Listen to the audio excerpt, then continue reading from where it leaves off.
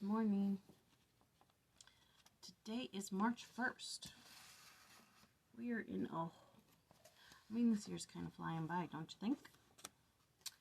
All right. March 1st. Okay.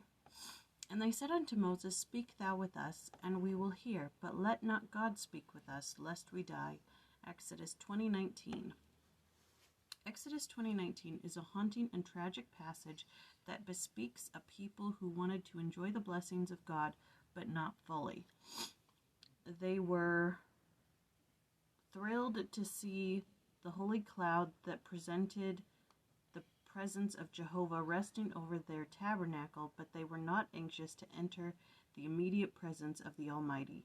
The Melchizedek priesthood makes available the power of godliness, without which no man can see the face of God, even the Father, and live. Now this Moses plainly taught to the children of Israel in the wilderness, and sought diligently to sanctify his people, that they might behold the face of God. But they hardened their hearts, and could not endure his presence. Thus this generation of the children of Israel were not allowed to enter the promised land. They were not prepared to receive the fullness of the blessings of the Melchizedek priesthood, or to enjoy the association of Moses, the man who held those keys in their fullness.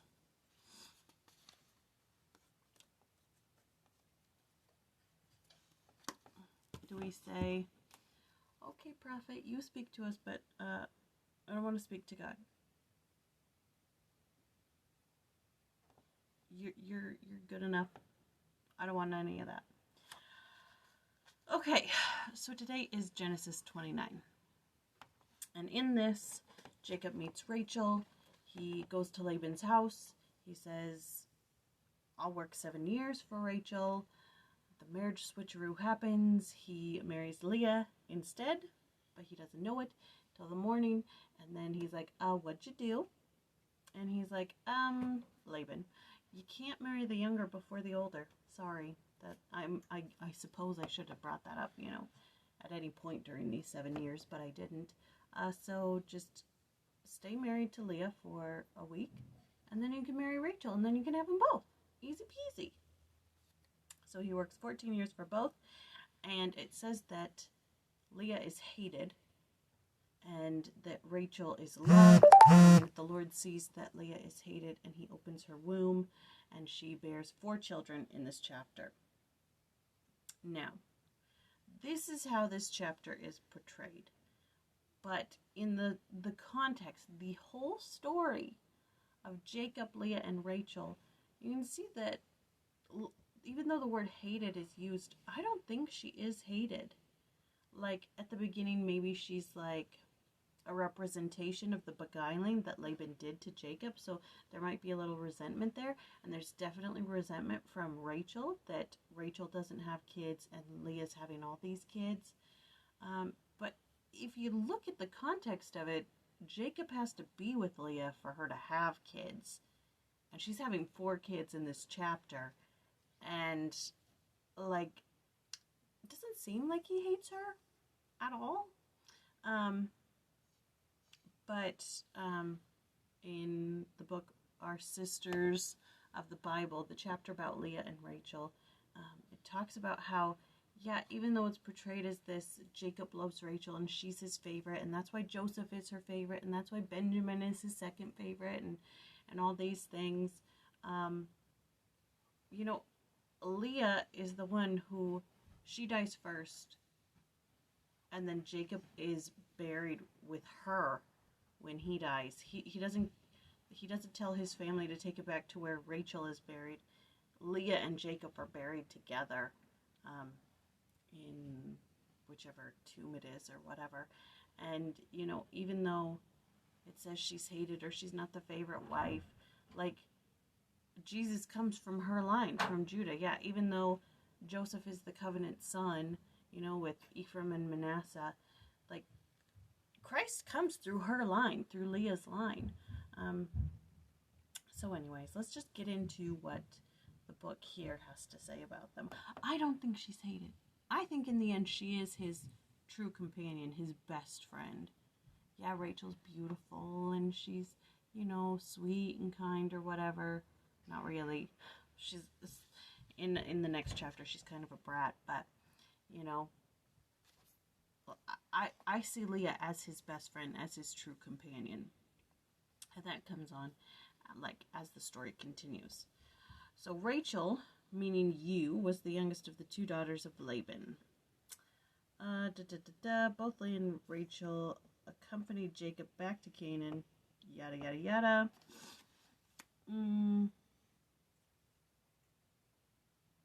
Yeah, all that stuff I talked about. Okay, now. Yeah, we're in 29. So they also get 2 handmaidens, which also bear Jacob children, Zilpah and Bilhah. Now, people in the podcast call her Bilhah constantly. And though that may be how you pronounce it, I'm calling her Bilhah because it's more beautiful, and that's how they say her name in Joseph Sold into Egypt. Okay, the movie with Ben Kingsley, and we all know that that's gospel truth. So, Bilhah, meaning bashful or wavering, was a maidservant to Laban, who he gave to his daughter Rachel when she became Jacob's wife. When Rachel was first not able to bear children, she gave Bilhah unto Jacob to wife. She bore 2 sons, Dan and Naphtali. Later, Jacob's son Reuben, by Leah, was immoral with Bilhah, and thus condemned of his father. Scandalous, let me tell you. Reuben's birthright was given to his son Joseph, and thus Ephraim and Manasseh. Reuben, meaning behold, a son, was Jacob's first son. In the podcast, the new one, Unshaken podcast, the boys left. I don't know his name yet, but he goes through the sons and the meaning of their names and how it's just heartbreaking for Leah that these names that she names her sons. So Reuben, behold a son. I gave you a son, love me type thing. Reuben's life was marked by compass points and conflicting character, the nobility of primogeniture, being the firstborn son and heir to the primary blessings of the lineage, versus the degradation of his immoral act with Bilhah, his father's concubine, that cost him his birthright, his vile conspiracy with his brethren to do away with their brother Joseph, versus his decision to intercede and abandon Joseph in a pit, with the intention of retrieving him later and returning him to Jacob. His pattern of impulsiveness with Bilhah versus his sense of principle and protectively guaranteeing the life of Benjamin should Jacob permit his youngest son to return with the brothers to the court of Joseph. When Jacob and his family moved to Egypt, Reuben had a total of 4 sons. Reuben having been displaced out of his birthright position, Jacob transferred that blessing to Joseph and accepted Joseph's 2 sons as participants in the right of inheritance. The tribe of Reuben inherited a fertile area east of the Jordan River. And then Levi, meaning joined or adhered to, like, oh, I've had another son, now I will be joined to my husband. The motivation for giving his that name related to Leah's self-consciousness about Jacob's favoring her sister Rachel. We talked about that. Later in their careers, Levi and Simeon were responsible for the callous campaign of vengeance against the Hivite community of Shechem. We know all about that. Then let's move on to Judah, meaning praise. 4th son of Jacob, and Leah was the principal figure in the perpetuity of the Abrahamic lineage as it extended down to Jesus Christ. Judah was the one who stepped forward among the sons of Jacob to advance an alternative to slaying their brother Joseph. It was Judah who assumed the role of protector and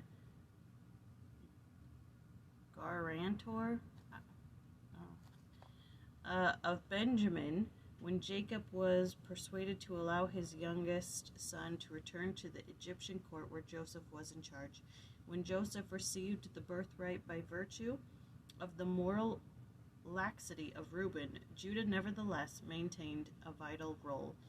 From the word of the Lord to Joseph of Egypt, included in the Book of Mormon, we find confirmed the fact that the legacy of Judah is to serve as the wellspring of the Bible, just as the legacy of Joseph is contained in the Book of Mormon.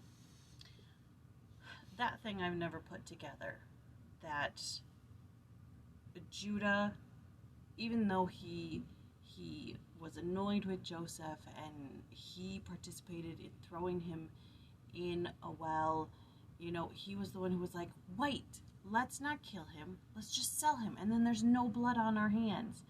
In a way, he saved, well, he saved Joseph's life, and in that he gets to keep his inheritance by safeguarding him in this situation. Now, because we love that movie. Yes, Angel? You want movie time? Oh. Okay, let me finish my video, okay? Now, because we love that video, and I've seen it a million times. I know how this, well, everybody knows how this story plays out, but it's interesting to read the Bible version and then compare it with the movie in my head. They're quite similar. But anyways, we'll get into that next week. Right now we're talking about Jacob and Leah and Rachel and Zilpah and Bilhah.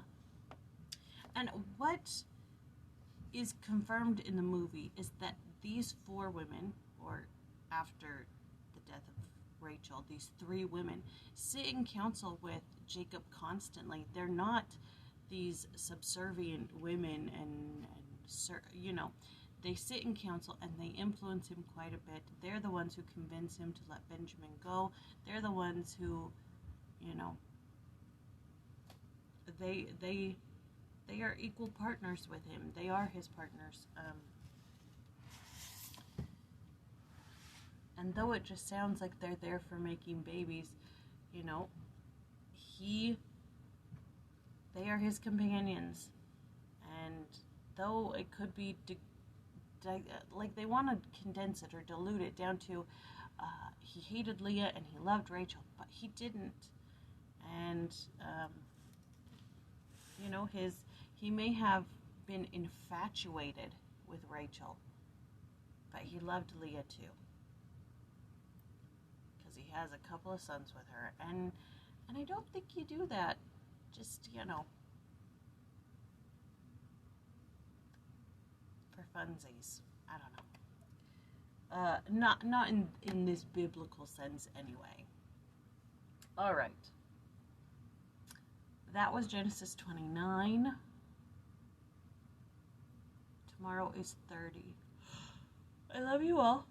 I'm done rambling. I will talk to you later.